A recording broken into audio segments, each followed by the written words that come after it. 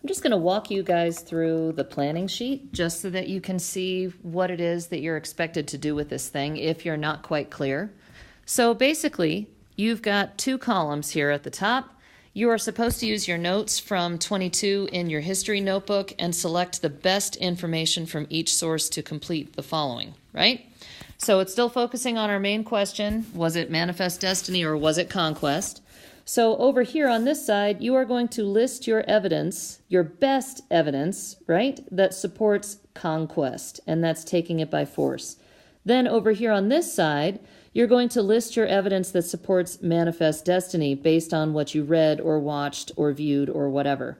My tip to you guys would be when you're using that pink sheet, you're going to want to label what comes from what source. Like, for example, when I am looking at my notes, so in my notes here, this is a page that just a picture I took of my notebook, right? So I haven't done source 1 yet, but with period 2, I did the Indian problem, which was that video, and I had space for source 2. That's where everybody seemed to be.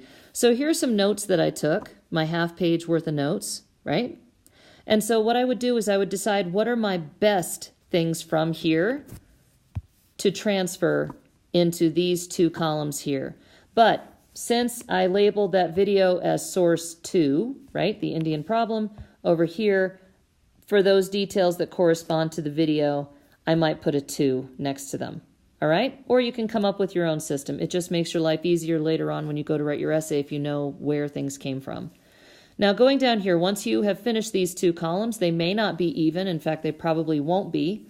Then you need to circle one, either conquest or manifest destiny. So circle the one that you think your information leans most towards, and then say why. Go ahead and explain down here why exactly does it lean towards one or the other.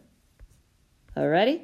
So then after that, you have to deal with a counterclaim because there is information that supports the other side. So what is the best evidence, really, that supports the other side and why? And you would just briefly explain that in this box here.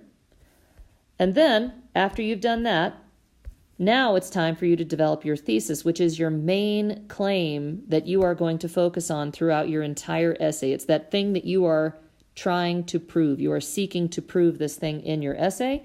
So you go ahead and state it here. Just do the best you can. If you're not clear on writing thesis statements, and this is something you've struggled with in the past, don't worry. We will spend some time working on that this year.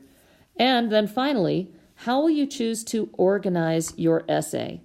So you got to think about what ideas am I going to say in here? Am I going to start off with, well, am I going to start off talking about the treaties?